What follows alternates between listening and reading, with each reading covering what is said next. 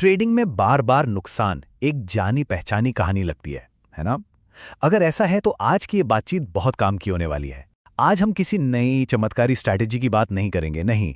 आज बात होगी अनुशासन की, उन 3 आसान से नियमों की जो ट्रेडिंग के नतीजों को मतलब पूरी तरह से पलट सकते हैं। तो चलिए शुरू करते हैं।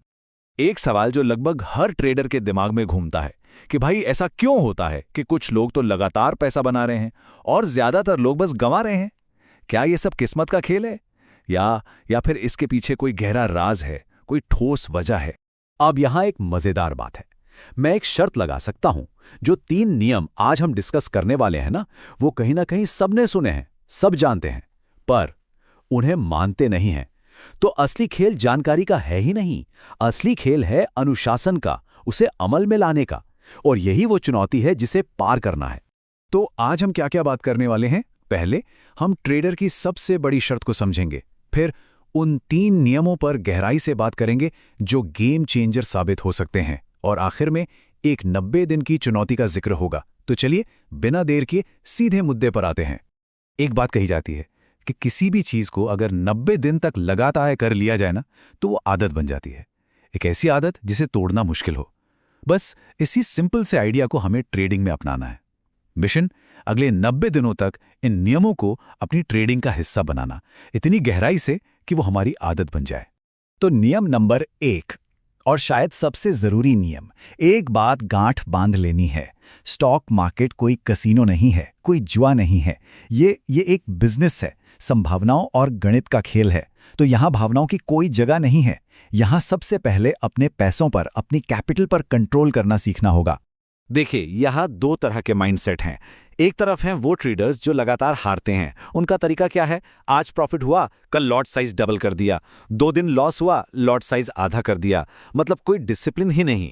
और दूसरी तरफ है जीतने का नियम, जो कहता है महीने की पहली तारीख को बैठो, अपना लॉट साइज तय करो और फिर चाहे जो हो जाए पूरे महीने उस पर टिके रहो। सिंपल। और हाँ, इसी से जुड़ी एक और बहुत जरूरी बात, कैपिटल उतनी ही होनी चाहिए जिसे खोने से रातों की नींद ना उड़े। एक छोटा सा किस्सा है। जब ट्रेडिंग की शुरुआत हुई तो एक मेंटोर ने सलाह दी कि सिर्फ 20,000 रुपए से ट्रेड करो। क्यों? सवाल तो यही है, क्यों? क्योंकि अगर वो पैसा जीरो भी हो गया ना, तो दिल पर बोझ नहीं पड़ेगा, इमोशंस हावी नहीं होंगे।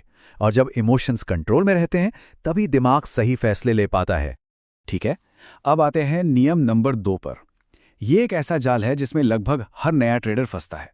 वो होली ग्रेल स्ट्रैटेजी, वो एक परफेक्ट स्ट्रैटेजी की तलाश। लेकिन सच कहूं तो खेल कभी भी स्ट्रैटेजी का था ही नहीं। खेल है एक स्ट्रैटेजी पर टिके रहने का। तो ये खोजना बंद करना होगा और अमल करना शुरू करना होगा। ये जो स्ट्रैटेजी हॉपिंग का चक्र है ना, इसे समझना बहुत जरूरी है। होता क्या है?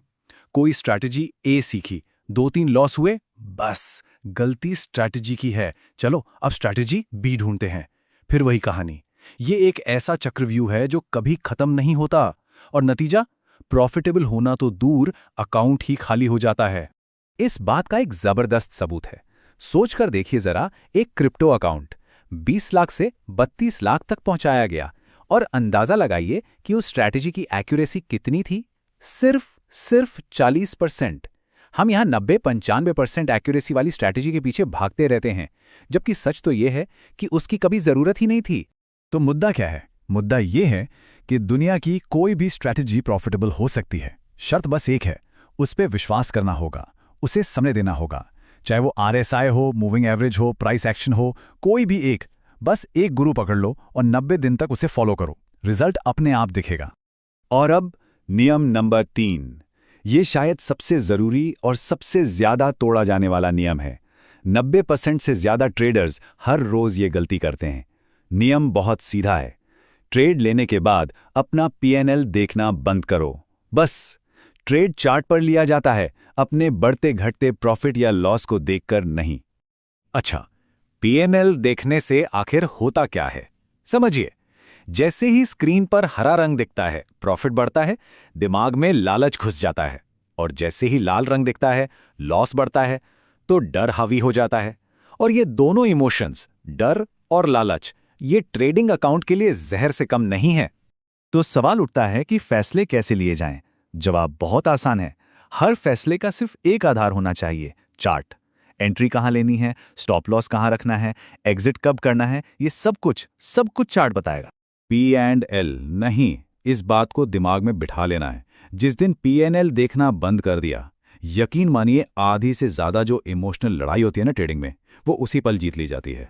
तो चलिए अब इन सारे नियमों को एक साथ जोड़ते हैं।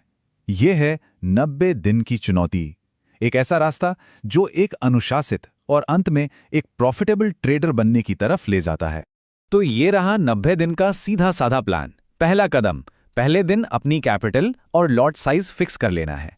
दूसरा, सिर्फ एक स्ट्रैटेजी चुननी है और 90 दिन तक उसी पर टिके रहना है।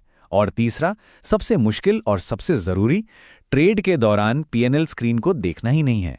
ये एक चुनौती है और इसे स्वीकार करना ही पहला कदम है। तो आखिर में बस एक सवाल बचता है जिस पर सोचना जरूरी है। सफलता का असली राज आखिर है क्या? कोई जादुई सीक्रेट स्ट्रैटेजी, या फिर वो अनुशासन जो एक साधारण सी स्ट्रैटेजी को भी असाधारण बना देता है? इसका जवाब हर ट्रेडर को अपने अंदर खोजना होगा।